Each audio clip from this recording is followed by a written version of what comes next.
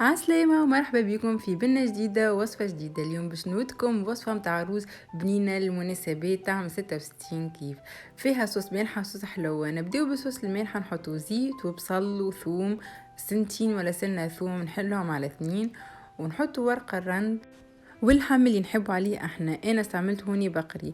بالنسبة للفحات نستحقوا ملح وفلفل اكحل، تابلو كروية، شوية فلفل احمر كان نحبوا حاجة مزوزة شوية، وكركم وكليل وزعتر مرحيين، ثوم شايح كان نحبه ولا كان ما عناش مش مشكل، زنجبيل هذه حاجة مهمة هي اللي باش تعطينا النكهة المهمة، وفي الاخر نجم نزيدو زعفران حاجة زيادة مش مهمة ياسر.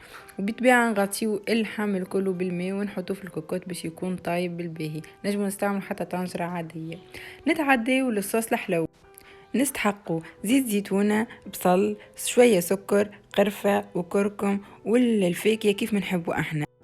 هوني استعملت زبيب ولوز وزوزة، نجموا تستغنوا عليهم كيف ما تنجموا تضيفوا عليهم حاجات اخرين، ونحطوا عليهم شوية ماء باش جوست هكا يذبلوا شوية الفاكهة اللي عنا، وينشح جوست الماء هكا، خاطر الصوص هذيك لازمها تكون عاقدة.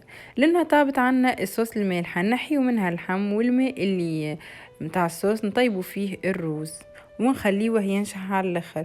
غادي زدت معاهم الزعفران. طاب عنا الروز وحطيته في الطبق التقديم متاعه، ونحطه فوق منه اللحم والفاكهة اللي تطراوها كيفاه عاقدة على الاخر، ما فيهش ماء، جوست الفاكهة كهو، وزينتها بشوية جرجلين من فوق.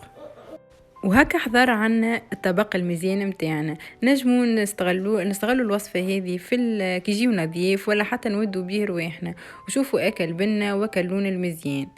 كان عجبتكم الوصفة ما تنسيوش تشتركوا بالقناة وتعملوا جيم وكومنتير، وان شاء الله الى وصفة اخرى، وبالشفاء والهناء.